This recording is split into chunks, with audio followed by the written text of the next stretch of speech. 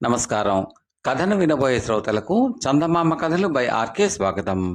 ప్రస్తుతం చెప్పబోయే కథలలో మొదటి కథ నూతిలో డబ్బు.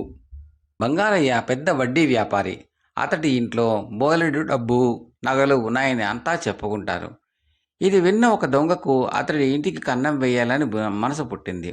తన పని సులభం చేసుకునేటందుకు దొంగ సాధువు వేషంలో బంగారయ్య ఇంటికి వెళ్ళాడు. బంగారయ్యకు సాధువులన్నా సన్యాసులన్నా ఎంతో గౌరవము, నమ్మకమును. ఆయన దొంగ సాధువుకు గౌరవ సత్కారాలు ఘనంగా చేశాడు. దొంగ తన పెట్టుడుగడ్డాన్ని సవరించుకుంటూ, నీ సత్కారానికి మెచ్చాను. ప్రతిఫలంగా నీకు ఒక ఉపకారం చేయదలిచాను. అతి త్వరలో నీ ఇంట దొంగతనం జరగనున్నది. నీ డబ్బును రక్షించుకోవాలని ఉంటే దాన్ని భద్రంగా ఏ పెట్టెలోనైనా ఉంచి నీ పెరట్లోని పాడుబడ్డ నృతులు పారవేయి. 1 మాసం ఆగి ఆ డబ్బు తిరిగి తెచ్చుకో అన్నాడు. బంగారయ్య సరే అన్నట్టు తల ఊపి సాధువు వెళ్ళాక భార్యతో ఈ విషయం చర్చించాడు. సాధువు చెప్పినట్టే చేయమని ఆమె సలహా ఇచ్చింది. అయితే బంగారయ్య ఇంట్లో ఎవరికీ తెలియని రహస్య ప్రదేశం ఒకటి గోడలో ఉన్నది. అందువల్ల డబ్బు పోతుందన్న భయం అతనికి లేదు. బంగారయ్య ఆ డబ్బును అక్కడ దాచి ఒక ఖాళీ పెట్టెను నూతిలో పారవేసి అందులో డబ్బు పెట్టానని భార్యకు అబద్ధం చెప్పాడు. బంగారయ్య భార్య నోట ఏ రహస్యమూ దాగదు. అతడు డబ్బును నూతిలో దాచుకున్నాడన్న సంగతి మర్నాటికి ఊరంతా తెలిసిపోయింది. ఆ మరుసటి రాత్రి దొంగ గోడ దూకి వచ్చి బంగారయ్య పెరట్లు నూతి దగ్గరకు వెళ్ళేసరికి అక్కడ 3 మనుషులు ఘర్షణ పడుతున్నారు. వాళ్ళ 3 కూడా దొంగలే. బంగారయ్య తన డబ్బును నూతిలో పడవేశాడని విని ఒకరికి తెలియకుండా ఒకరు వచ్చి అక్కడ కలుసుకుని ఘర్షణ పడుతున్నారు. అసలు బంగారయ్యకు డబ్బు నూతిలో పారవేయమని సలహా ఇచ్చింది నేను అన్నాడు అప్పుడే వచ్చిన 4వ దొంగ. అతడు మిగతా 3కి పోట్లాడుకోవడం వల్ల నష్టపోతామని చెప్పి నలుగురం కలిసి ఏదో ఒక ఒప్పందానికి వద్దామన్నాడు. బాగా ఉన్నవాడు కనుక బంగారయ్య నూతిలో చాలా డబ్బై పడవేసి ఉంటాడు. దాన్ని మనం సమంగా పంచుకుంటే సరిపోతుంది అన్నాడు అందరిలోకి పెద్ద దొంగ. ఇందుకు అందరూ సరే అంటే సరే అనుకున్నారు. దొంగలందరూ వచ్చేటప్పుడు వెంట తాళ్ళు తెచ్చుకున్నారు. ఆ తాళ్లల్లో ఒకటి నూతి పక్కనే ఉన్న చెట్టు కట్టి రెండవ కసం నూతిలోకి జారవిడిచారు. ఆ తాడు పట్టుకుని ఒక దొంగ నూతిలోకి దిగాడు. నుయ్యి చాలా లోతుగా ఉన్నది. అక్కడ నీళ్లపైన ఒక పెట్టె తేలుతూ కనబడింది. వాడు ఆ తాడు కొసను దానికి బిగించి మిగతా తాడు పట్టుకుని నూతిపైకి వచ్చాడు. 4 దొంగలు తాడు పట్టుకుని పెట్టెను బయటికి లాగారు. పెట్టె మూతకు తాళం వేసి ఉన్నది. వాళ్లలో ఒక దొంగ ఎలాంటి తాళాలనైనా అవలీలగా తెరవగల నేర్పరి. వాడు క్షణాల మీద ఆ తాళాన్ని ఊడదీశాడు. అందరూ కలిసి ఉత్సాహంగా ఆ పెట్టె మూత తెరిచారు. ఆ వెంటనే పెట్టె లోపల నుంచి ఒక భూతం నవ్వుతూ బయటికి వచ్చింది. భూతాన్ని చూస్తూనే 4 దొంగలకు గుండెలు అవిసిపోయాయి. భయపడకండరా తమ్ముళ్ళు అన్నది భూతం. భయం వేసినా వేయకపోయినా దొంగలకు పారిపోయేందుకు కాళ్లల్లో ఏమాత్రం శక్తి లేదు. భూతం చాలా తాపీగా, నిన్న ఈ పాడుబడ్డ నూతిలో పెట్టె ఒకటి పడింది, బాగుంది కదా అని అందులో దూరి పడుకున్నాను. అది మంచిదే అయింది. మీ ధర్మమా అని బయటపడ్డాను. మీరు నాకు మంచి ఉపకారం చేసి పెట్టారు. ప్రత్యుపకారం చేస్తాను, కోరుకోండి ఏం కావాలో అన్నది దొంగలకి ఆప్యాయంగా చూస్తూ. ఆ మాటలతో దొంగల్లో ఒకటికి ధైర్యం వచ్చింది. వాడు భూతాన్ని, అసలు ఎవరు నువ్వు, ఈ నూతిలో ఎందుకుంటున్నావు, ఇంతకాలంగా ఎందుకు బయటపడలేకపోయావు అని అడిగాడు. అలా ప్రశ్నించిన దొంగకేసి భూతం నవ్వుతూ చూసి, అదంతా పెద్ద కథ, 4 మాటల్లో చెబుతాను. బంగారయ్య తాత రోజుల్లో మేము అతడి పొరుగింటి వాళ్ళం. మా తాత ఈ నూతిలో నిధి దాచాడు అని పుకారు ఉండేది. ఒక రోజున ఎవరూ చూడకుండా ఈ నూతిలోకి దూకాను. నూతి అట్టడుగున నిధి ఒకటి ఉన్నది. ఒక పెట్టె నిండా వజ్రాలు, వైడూర్యాలు ఉన్నవి. అయితే అవి బయటికి తీసుకుని వచ్చేదిలా నేను అక్కడే చచ్చిపోయి భూతాన్నయ్యాను. ఎంత ప్రయత్నించినా 10 అడుగులు ఎత్తుకు మించి ఎగరలేకపోవడంతో ఎన్నో ఏళ్ల నుంచి ఈ నూతిలోనే ఉండిపోయాను. ఇన్నాళ్లకు మీరు నన్ను బయటికి తీశారు. అందుకే మీకు ప్రత్యుపకారం చేయాలని అనుకుంటున్నాను. ఇది నా కథ అన్నది. నువ్వు మాకు ఏ విధంగా సహాయపడగలవు అని అడిగాడు ఒక దొంగ. మీకు ఎక్కడి నుంచి ఏం కావాలన్నా తెచ్చి ఇవ్వగలను అన్నది భూతం. అయితే నూతిలో నుంచి డబ్బు తేగలవా అన్నాడు ఒక దొంగ. ఆ పని మాత్రం చేయలేను. మీరు నూతిలోకి దిగి నిధి ఉన్న పెట్టెకు తాడు కట్టండి. ఎంత బరువైనా సరే పైకి లాగగలను అన్నది భూతం. ఆ నిధి మాట నిజమో కాదో తెలుసుకుందామని ఒక దొంగ నూతిలోకి దిగి నీళ్లలో మునిగి వెతికాడు. వాడికి ఒక పెద్ద పెట్టె దొరికింది. దాన్ని నీటిపైకి కొద్దిగా ఎత్తి చూస్తే నిండుగా దగదగలాడుతున్న వజ్రాలు, వైడూర్యాలు కనిపించినాయి. వాడికి పెట్టెను శాంతం పైకి లాగడం సాధ్యపడలేదు. దొంగ తాడు సహాయంతో బయటికి వచ్చి తాను చూసింది మిగిలిన ముగ్గురు దొంగలకు చెప్పాడు. భూతం ఎంత బరువైనా పైకి లాగగలను అంటున్నది గనక నలుగురు నూతిలో దిగి నిధి ఉన్న పెట్టిన శాంతం బయటికి లాగి తాడుకు కడదామనుకున్నారు వాళ్ళు. నలుగురు దొంగలు నూతిలో దిగబోతూ ఉండగా భూతం వాళ్లతో, ఒక్క వజ్రం అమ్మగా వచ్చిన డబ్బుతో మీ నలుగురు జీవితాంతం హాయిగా బతకవచ్చు. అలాంటప్పుడు ఆ పెట్టెలో ఉన్న నిధి మొత్తం ఏం చేసుకుంటారు అన్నది. డబ్బు రుచి నీకేం తెలుసు, దాన్ని అలా చూస్తూ యుగాలను క్షణాలుగా గడిపేయవచ్చు అన్నారు దొంగలు. వాళ్ళు నలుగురు నూతిలోకి దిగగానే భూతం తాళ్లను ముక్కలు ముక్కలుగా తెంపి అవతల పారేసి, మీరు దురాశ కొద్దీ నా మాట లక్ష్య పెట్టారు కాదు, నా దారిన నేను పోతున్నాను, మీ అవస్థలేవో మీరు పడండి అంటూ చెరువు గట్టున ఉన్న తాటితో పొగిసి వెళ్ళిపోయింది ఆ భూతం. జరిగింది చూసి దొంగలు నలుగురు బెంబేలు పడిపోయారు. నూతిలో అంత పెద్ద నిధి తమకు దొరికినా దాన్ని పైకి తీసుకుని వచ్చే మార్గం తెలియక వాళ్ళు కంగారు పడసాగారు. మనం భూతం ఇచ్చిన మంచి సలహా వినక చిక్కుల్లో పడ్డాం. ఎవరో వచ్చి మన సాయపడకపోతే మనం ఇక్కడే చచ్చి మనం కూడా భూతాలం అయిపోతాం అన్నాడు వాళ్లలో అందరికన్నా పెద్ద దొంగ. ఆ వెంటనే బంగారయ్యకు డబ్బు పాడుపడ్డ నూతులు పారబోయమని చెప్పిన దొంగ పెద్దగా గొంతెత్తి రక్షించండి రక్షించండి అంటూ కేకలు పెట్టాడు. ఆ కేకలు విన్న బంగారయ్యతో పాటు ఇరుగు పొరుగు వాళ్ళు కూడా నూతి దగ్గరకు వచ్చి లోపల ఉన్న దొంగలను చూసి, ఒరే, పాడుపడ్డ నూతులు మీరెందుకు దిగారు? ముందు నిజం చెప్పండి, లేకపోతే మిమ్మల్ని బయటికి లాగం అన్నారు. ఆ మరుక్షణం దొంగలు, అయ్యా, ఇక్కడ పెద్ద నిధి ఉన్న పెట్టె ఉన్నది, నూతులకు తాళ్ళు జార్చారంటే దాన్ని తీసుకుని పైకి వస్తాం అన్నారు. నిధి మాట వింటూనే అక్కడ చేరిన వాళ్లలో ఒకడు పోయి గ్రామ పెద్దను తీసుకువచ్చాడు. ఆయన చెప్పగా నూతులకు తాళ్లు వేసి దొంగలను పైకి లాగారు. వాళ్ళు వెంట తెచ్చిన పెట్టెలో ఉన్న నిధిని చూసి అందరూ ఆశ్చర్యపోయారు. బంగారయ్య ఆశగా దానికేసి చూస్తూ ఏదో చెప్పబోయేంతలో గ్రామ పెద్ద, ఈ నిధి గ్రామం ఉమ్మడి సొత్తు, దీని గ్రామం మంచిగా వినియోగిస్తాం, దొంగలకు ఎలాంటి శిక్ష వేయాలో తర్వాత ఆలోచిద్దాం, నిధి ఉన్న పెట్టెను వాళ్లను గ్రామ కచేరీ వద్దకు తీసుకురండి అని అక్కడ మనుషులు పురమాయించి అక్కడి నుంచి బయలుదేరాడు గ్రామ పెద్ద. కథ సమాప్తం. రెండవ కథ, ఉత్తమ సేనాని. పట్టువదలని విక్రమార్కుడు చెట్టు వద్దకు తిరిగి వెళ్ళి చెట్టుపై నుంచి శవాన్ని దించి భుజాన వేసుకుని ఎప్పటిలాగే మౌనంగా శ్మశానం గీసి నడవసాగాడు. అప్పుడు శవంలోని బేతాళుడు, రాజా, నీ పట్టుదల, కార్యసాధన పట్ల అచంచలమైన దీక్ష చూస్తుంటే నువ్వు ఏపాటి జ్ఞానవంతుడివో తెలుసుకోవాలన్న కుతూహలం కలుగుతున్నది. ఎవరైనా పెద్ద రాజు కోసం కానీ లేక గొప్ప చక్రవర్తి ఆజ్ఞ మేరకు కానీ నువ్వు ఈ శ్రమలు పడుతున్నావు అంటే కార్యం సానుకూలమయ్యాక వాళ్ళు నీ శక్తి సామర్థ్యాలను ఎలా అంచనా కడతారో చెప్పడం కష్టం. ఇలాంటి విషయాల్లో ముందే తగు జాగ్రత్తలో ఉండేందుకు హెచ్చరికగా నీకు వీరకేతుడు, అమరసేనుడు అనే క్షత్రియ యువకుల కథ చెప్తాను, శ్రమ తెలియకుండా విను అంటూ ఇలా చెప్పసాగాడు. పుష్పక దేశాన్ని గరుడవర్ధనుడు అనే రాజు పరిపాలించేవాడు. ఆయన తండ్రి కాలం నుంచి సైనిక శాఖకు, వేగుల శాఖకు అధిపతులుగా ఉన్న ప్రచండసేనుడు, బలవంత వర్మ వృద్ధులైపోవడంతో రాజు మరెవరినైనా సమర్థులైన వారిని ఆ స్థానాలకు నియమించాలని అనుకున్నాడు. రాజు విచారించగా రాజుగారి కొలువులోనే వీరకేతుడు, అమరసేనుడు అనే యువకులు అత్యంత శక్తి సామర్థ్యాలు కలవాళ్ళని, విశ్వాసపాత్రులని తెలిసింది. గరుడవర్ధనుడు వాళ్లలో ఎవరిని ఏ పదవికి నియమించడం బాగుంటుంది అన్న విషయమై మంత్రి ముకుందవరంతో చర్చించాడు. మహారాజా, వీరకేతుణ్ణి, అమరసేనుణ్ణి ఒక 6 నెలల పాటు 2 పదవుల్లో నియమించి చూద్దాం. వీరకేతుడు సేనాధిపతిగా ఉన్న కాలంలో అమరసేనుడు వేగులకు శాఖాధిపతిగా ఉంటాడు. 6 నెలలు గడవగానే అమరసేనుడిని సేనాధిపతిగాను, వీరకేతుడిని వేగుల శాఖాధిపతిగాను మార్చుదాం. తమ పదవీ కాలంలో వాళ్ళు కనబరిచే సామర్థ్యాన్ని బట్టి ఆ తర్వాత వారిని ఆయా పదవుల్లో స్థిరపరుద్దాం అన్నాడు మంత్రి. గరుడవర్ధనుడికి ఈ సలహా నచ్చింది. ఆయన వీరకేతుడిని పిలిపించి 6 నెలల పాటు సేనాధిపతి పదవి నిర్వహించమన్నాడు. అలాగే అమరసేనుణ్ణి 6 నెలల కాలం వేగులకు శాఖాధిపతిగా బాధ్యత స్వీకరించమన్నాడు. వీరకేతుడు సేనాధిపతి పదవికి వస్తూనే అశ్విక దళాలను, గజబలాలను వృద్ధి చేయసాగాడు. అంతేకాక యుద్ధ సమయంలో సైనికులు అవలంబించే కొన్ని పాత వ్యూహాల, ఎత్తుగడల స్థానంలో విదేశీయులు అనుసరించే ఆధునిక యుద్ధ పద్ధతులను ప్రవేశపెట్టాడు. అదే సమయంలో గాంధార, కామరూప దేశాల నుంచి మేలుజాతి గుర్రాలను, ఏనుగులను తెప్పించాడు. కొన్ని సరికొత్త ఆయుధాలను కూడా విదేశాల నుంచి వర్తకుల ద్వారా కొన్నాడు. 6 నెలలు గడవగానే సేనాధిపతిగా వీరకేతుడి పదవీ కాలం ముగిసింది. రాజు గరుడవర్ధనుడు అతన్ని వేగుల శాఖాధిపతిగా నియమించి ఆ పదవి నిర్వహిస్తున్న అమరసేనుడికి సేనాధిపతి స్థానం అప్పగించాడు.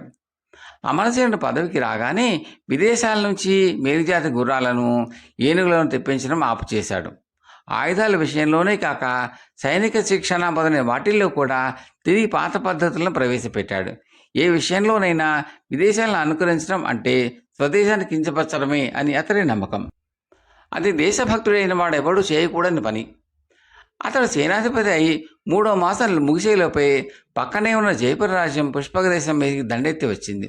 అమరసేనుడు ఎంతో నేర్పుగా సైన్యాన్ని నడిపి వీరోచితంగా పోరాడి జైపుర రాజ్య సేనలను తరిమి కొట్టాడు.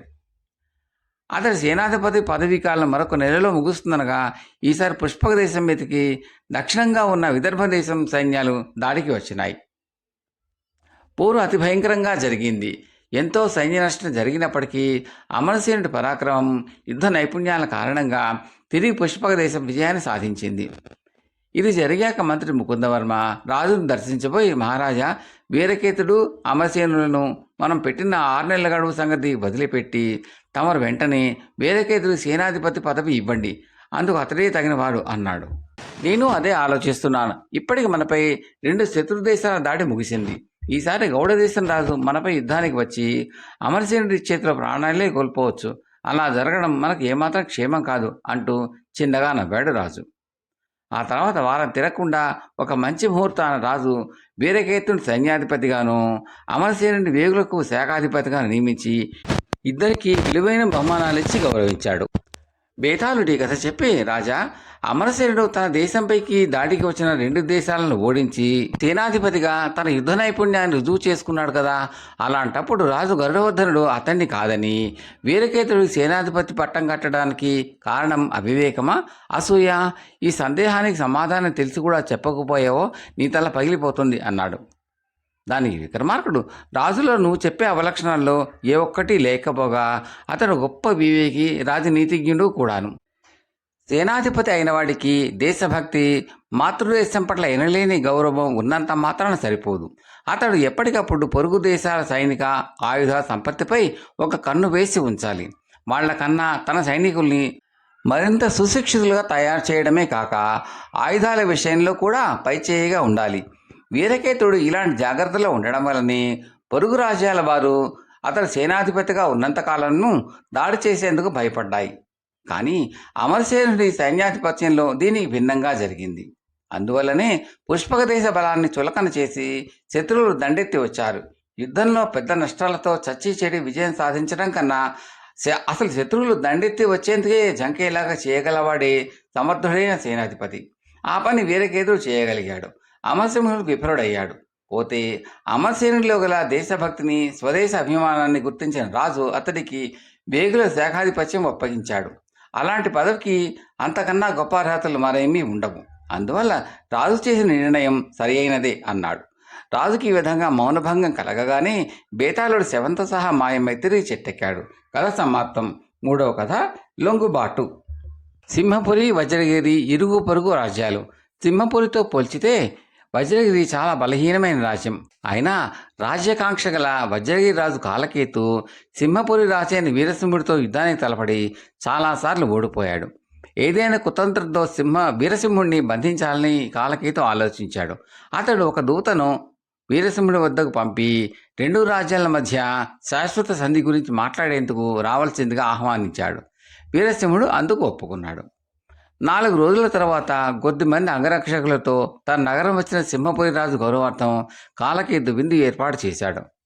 ఇప్పుడు వీరసింహుడిని బంధించడం చాలా తేలిక అని భావించిన కాలకేతు ఆయనను ఆట పట్టించాలనుకుని ఒక రాజు తన శత్రురాజు నమ్మించి విందుకు ఆహ్వానించి, ఇప్పుడు నేను బంధిస్తున్నాను అంటే ఆ రాజు పరిస్థితి ఎలా ఉంటుంది అని అడిగాడు. శత్రురాజు తెలివైనవాడైతే భగవాన్ని నమ్మి విందుకు రానే రాడు అన్నాడు సింహపురి రాజు. ఆ జవాబుతో కాలకేతుకు అనుమానం కలిగి, ఎవరు నువ్వు అని గద్దించి అడిగాడు. నేను వీరసింహరాజు గారి ప్రధాన అంగరక్షకుణ్ణి అంటూ అతడు తన మారువేషం తొలగించి, కాలకేతు, మా రాజుగారు నిన్ను చాలాసార్లు యుద్ధంలో ఓడించినా నిన్ను ప్రాణాలతో వదిలాడే తప్ప సామంతుడుగా చేసుకునే ప్రయత్నం చేయలేదు. ఇప్పుడు మా సైన్యాలు సరిహద్దు దాటి దాడి చేసేందుకు సిద్ధంగా ఉన్నాయి. నువ్వేం చెప్పదలిచావు అని అడిగాడు. కాలకేతు వణికిపోతూ, నేను సింహపురి రాజుగారికి సామంతుణ్ణి. ఆ సంగతి స్వయంగా మహారాజుకు మనవి చేసుకునేందుకు ఇప్పుడే బయలుదేరి నీ వెంట వస్తాను అన్నాడు. కథ సమాప్తం. 4వ కథ మంత్రపటిమ. దత్తుడు కాశీరాజ్యాన్ని పాలించే కాలంలో ఒకప్పుడు బోధిసత్వుడు ఒక గ్రామంలో చర్మకారుడుగా జన్మించాడు. ఆయన వృత్తి ధర్మం నిర్వహించుకుంటూనే ఒక సిద్ధుణ్ణి ఆశ్రయించి ఆయన ద్వారా ఒక అపురూపమైన మంత్రం నేర్చుకున్నాడు. ఆ మంత్రశక్తితో చర్మకారుడైన బోధిసత్వుడు అకాలంలో మామిడి పళ్ళు చెట్లకు కాయించేవాడు. ఆయన రోజు ఉదయాన్నే లేచి ఒక కొంకీకర్ర భుజాన వేసుకుని అడవిలో ఉన్న ఒక మామిడి చెట్టు వద్దకు వెళ్ళేవాడు. అక్కడ చెట్టుకు 7 అడుగుల దూరాన్ని నిలబడి మంత్రం పఠించేవాడు. ఆ తర్వాత కొమ్మల మీద ఆ మంత్రజలం చల్లేవాడు. ఆ వెంటనే మామిడి కొమ్మలు కొత్త ఆకులు తొడిగి పూత పూసి కాయలు కాసేవి. ఒకరోజు ఆయన మామిడి చెట్టుకు ఇలా కాయలు కాయిస్తూ ఉండగా దర్భల కోసం అడవికి వచ్చిన సునందుడు అనే ఒక బ్రాహ్మణ కుర్రవాడు చూశాడు. అతను ఆ ప్రాంతానికి దాపునగా ఒక అగ్రహారంలో ఉండేవాడు. చదువు సంచులు ఏమీ అబ్బలేదు. కానీ ఏ దేవి కృప వల్ల క్షణాల మీద పండితుడు అయిపోవాలని, వెండి బంగారాలతో తులతూగాలని కలలుగంటూ ఉండేవాడు. బోధిసత్వుడు అడవి నుంచి ఇంటికి రాగానే సునందుడు ఆయన కొంకి కర్ర, మామిడి పళ్ళ మూట అందిపుచ్చుకుని ఆ తర్వాత ఆయనతో తాను ఫలానా అని చెప్పుకుని ఆనాటి నుంచి ఇంటి పనులన్నీ శ్రద్ధాభక్తులతో చేయసాగాడు. ఇలా కొంతకాలం గడిచింది. ఒకనాడు బోధిసత్వుడు భార్యతో, ఈ కుర్రవాడు మనల్ని ఎందుకు ఆశ్రయించాడో తెలుసా? వాడికి అకాలంలో మామిడి పళ్ళు సృష్టించే మంత్రం నేర్చుకోవాలని ఆశగా ఉన్నది. వాడు చాలా దురాశాపరుడు. నేను దయతలిచి మంత్రం నేర్పినా అది వాడికి ఎంతో కాలం మేలు కలిగించదు అన్నాడు. సునందుడు ఇంట్లో అంటిపెట్టుకుని ఉంటూ తలలో నాలుకలాగా మసలుకోవడం చేత బోధిసత్వుడి భార్యకు అతడంటే చాలా జాలి కలిగింది. ఆమె భర్తతో, ఈ పిల్లవాడు మన ఇంట అడ్డమైన పనులు చేస్తూ కన కొడుకుంటే ఎక్కువ అణకువగా ఉంటున్నాడు. అలాంటి వాడికి మంత్రం ఉపయోగించకుండా ఎందుకు పోతుంది? ఒకవేళ అలా జరిగితే దోషం వాడిదే అవుతుంది కానీ మనది కాదు కదా. మీరు మాత్రం వాడికి మంత్రం ఉపదేశించక తప్పదు అన్నది. బోధిసత్వుడు కొంచెం ఆలోచించి భార్య మాటల్లోని ఇంగితాన్ని గుర్తించి సునందుడికి మంత్రం ఉపదేశిస్తానన్నాడు. ఆ మర్నాడు ఆయన సునందుని పిలిచి, నాయన, ఇది చాలా అపూర్వమైన మంత్రం. దీన్ని న్యాయ మార్గాన్ని ఉపయోగించుకున్నావంటే ధనము, కీర్తి రెండూ లభిస్తాయి. కానీ ఒక సంగతి గుర్తుంచుకో, దీన్ని ఎవరి దగ్గర నేర్చుకున్నావు అన్న ప్రశ్న ఎవరైనా అడిగినప్పుడు మాత్రం రహస్యం వెల్లడించకూడదు. రహస్యం వెల్లడించావో ఆ క్షణం నుంచి మంత్రపటి మంత్రించిపోతుంది అని చెప్పి మంత్రం ఉపదేశించాడు. సునందుడు మంత్రం నేర్చుకుని ఇల్లు చేరి అకాలపు మామిడి పళ్ళు సృష్టిస్తూ వాటిని విక్రయించి ధనం సంపాదించసాగాడు. సునందుడు సృష్టించే ఈ అకాలపు మామిడి పళ్ళల్లో ఒకటి కాశీరాజుకు చేరింది. ఆయన ఆశ్చర్యపడి వాటిని సృష్టిస్తున్న వాళ్ళు ఎవరా అని విచారించి సునందుడు అని తెలియగానే అతన్ని పిలిపించాడు. ఋతువు కాని ఋతువులో ఈ మామిడి పళ్ళు నువ్వు ఎక్కడి నుంచి తెస్తున్నావు? ఇవి దైవ సృష్ట లేక మానవ సృష్ట? దాచకుండా నిజం చెప్పు అని రాజు సునందుడిని అడిగాడు. సునందుడు రాజుతో మహదానందంగా, మహారాజా, నేను విక్రయించే ఈ మామిడి పళ్ళు నేనే సృష్టిస్తున్నాను. నాకు ఒక మహామంత్రం తెలుసు. దాని మహిమ వల్లనే నేను అకాలంలో మామిడి చెట్లకు కాయలు కాయిస్తూ ఉంటాను అన్నాడు. ఈ జవాబుకు రాజు మరింత ఆశ్చర్యంగా, అలాగా, ఆ మంత్రపటిమ ఎలాంటిదో స్వయంగా చూడాలని కోరికగా ఉన్నది. నా ఉద్యానవనంలో చెట్లకు నీ మంత్రమహిమతో కాయలు కాయించగలవా అన్నాడు. సునందుడు ఇందుకు సంతోషంగా ఒప్పుకున్నాడు. మర్నాడు రాజు పరివారము వెంటరాగా ఉద్యానవనంలోకి వెళ్ళాడు. అక్కడ ఒక చెట్టుకు 7 అడుగుల దూరంలో నిలబడి మంత్రాన్ని పఠించి ఆ మంత్రజలాన్ని కొమ్మల మీద జల్లాడు. అంతే, వెంటనే చెట్టు మీద నుంచి వందల సంఖ్యలో మామిడి పళ్ళు రాలి కింద పడ్డాయి. ఈ అద్భుతం చూసి రాజు, ఆయన పరివారము పొందిన ఆశ్చర్యం అంతా ఇంతా కాదు. వాళ్ళు పళ్ళని ఏరి తెచ్చుకుని తిని చూశారు. అద్భుతమైన రుచి. రాజు సునందుణ్ణి ఘనంగా సన్మానించాడు. ఆ తర్వాత ఆయన సునందుణ్ణి, ఇంత గొప్ప శక్తి గల మంత్రాన్ని నీకు ఉపదేశించిన ఆ మహాజ్ఞాని ఎవరు అని ప్రశ్నించాడు. సునందుడికి ఏమి చెప్పడానికి పాలుపోలేదు. నిజం వెల్లడి చేస్తే మంత్రపటిమ పోతుందని గురువు మాటలు అతని జ్ఞాపకం ఉన్నవి. అయినా కంఠతా వచ్చిన మంత్రానికి పటిమ పోవడం ఏమిటి? ఇవన్నీ గురువుగారి భేషజ పలుకులు అనుకుని రాజుకు తాను మంత్రం ఎక్కడ నేర్చుకుంది చెప్పేశాడు. రాజు హేళనగా చూస్తూ నవ్వి, ఇంత పటిమగల గొప్ప మంత్రాన్ని నువ్వు నేర్చుకున్నది చర్మకార వృత్తిలో బతికేవాడి దగ్గర బ్రాహ్మడి వేయండి ఇహలోక సౌఖ్యాలు కోరి స్వధర్మాన్ని మంట కలిపావు. ఇది చాలా నీచమైన పని అన్నాడు. రాజు ఇలా అనేసరికి సునందుడు మాట్లాడకుండా తల వంచుకుని ఇంటికి వెళ్ళిపోయాడు. కొంతకాలం గడిచింది. ఒకనాడు కాశీరాజుకు మామిడి పళ్ళు తినాలన్న కోరిక కలిగింది. ఆయన సునందుని పిలిపించి సంగతి చెప్పాడు. అందరూ కలిసి తోటలోకి వెళ్ళారు. సునందుడు ఎప్పటిలాగా చెట్టుకు 7 అడుగుల దూరంలో నిలబడి మంత్రం పఠించబోయాడు. కానీ అది ఎంతకు స్ఫురణకు రాలేదు. తర్వాత ఎంత ప్రయత్నించినా మంత్రం జ్ఞాపకం రాకపోయేసరికి తను గురువాజ్ఞ తప్పడం వల్ల మంత్రం పూర్తిగా మర్చిపోవడం జరిగిందని తెలుసుకున్నాడు. ఆశ్చర్యపోయి చూస్తున్న రాజుతో సునందుడు తాను గురువు ఆజ్ఞను ధిక్కరించడం వల్ల మంత్రపటిమ పోగొట్టుకున్నానని చెప్పి విచారంగా ఇంటికి వెళ్ళిపోయాడు. కథ సమాప్తం.